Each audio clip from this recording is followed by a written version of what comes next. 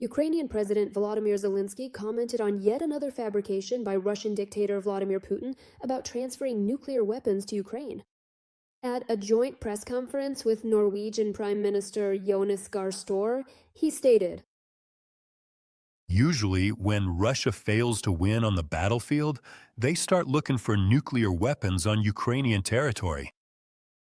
There are no nuclear weapons in Ukraine, unfortunately.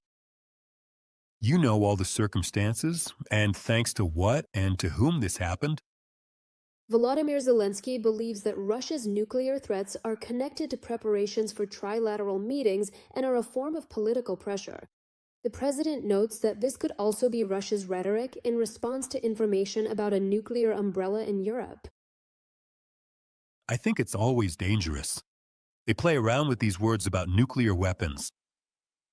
And I would really like for other nuclear states, especially the United States of America, to respond to this and send them an appropriate message." As is known, on the 4th anniversary of Russia's full-scale invasion of Ukraine, Russian intelligence spread absurd claims that Britain and France are allegedly actively working on providing Ukraine with nuclear weapons. Later, Russian dictator Vladimir Putin commented on yet another propaganda fabrication. "The enemy will not hesitate to resort to any other possible methods."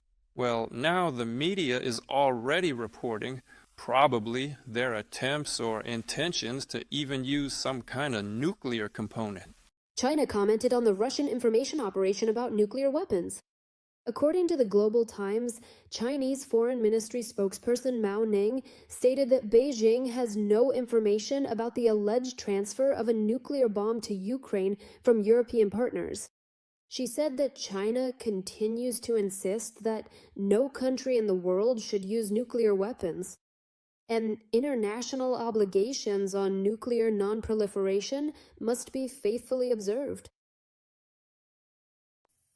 Russian dictator Vladimir Putin claimed there are alleged threats to Russia's energy infrastructure in the Black Sea. He said that there have been attempts to sabotage the Turkish Stream and Blue Stream gas pipelines. Putin immediately blamed Ukraine and said that this is supposedly Kyiv's way of postponing negotiations to end the war. And cynically, he made this statement: They just can't calm down. They don't know what to do to destroy this.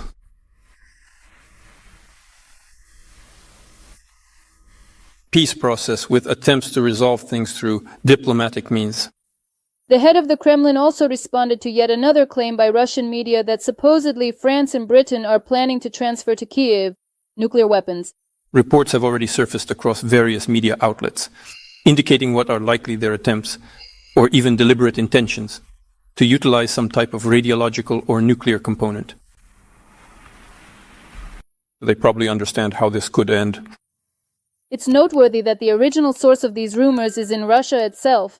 On the morning of February 24th, the Russian Foreign Intelligence Service published a report claiming that supposedly France and the United Kingdom are planning to transfer nuclear weapons to Ukraine. Kremlin spokesperson Dmitry Peskov stated that this is supposedly an attempt by Ukraine to disrupt negotiations with Russia. All norms and principles of the relevant acts of international law. Undoubtedly, this information will be taken into account by us and considered during the ongoing negotiations, because potentially this is extremely dangerous information. The controversial deputy chairman of Russia's Security Council, Dmitry Medvedev, even threatened a symmetrical response on Telegram in the event that nuclear weapons are transferred to Ukraine. At present, Ukraine and its European partners have not responded to this information. Ukrainian President Volodymyr Zelenskyy, in an interview with the German broadcasting company ARD, spoke about his message to Putin, in which he said he was ready to meet. "We must end this war," said the president of Ukraine. The Kremlin made a cynical statement on the 4th anniversary of Russia's war against Ukraine. Putin's press secretary Dmitry Peskov said, Completely yes, the objectives have not yet been achieved, so the special military operation continues. President Volodymyr Zelenskyy recorded a video address on the 4th anniversary of Russia's full-scale invasion. He recalled the events of the first days of the war, the victims of Russian aggression, the strength of Ukrainian soldiers and the people as a whole, and also showed his bunker on Bankova Street, from where he called world leaders to ask them for weapons. Today marks exactly 4 years since Putin was supposed to take Kyiv in 3 days. And this in fact says a lot about our resistance, about how Ukraine has been fighting during this time. Behind these words are millions of our people. Behind these words are great courage, very hard work, endurance, and the long road that Ukraine has traveled since February 24th. He added that Ukraine has gone from the point where it was being given bulletproof vests to the point where it now has Patriots, Iris-T, NASAMS, F-16s, its own weapons, including long-range ones, and produces more than 3 million FPV drones per year.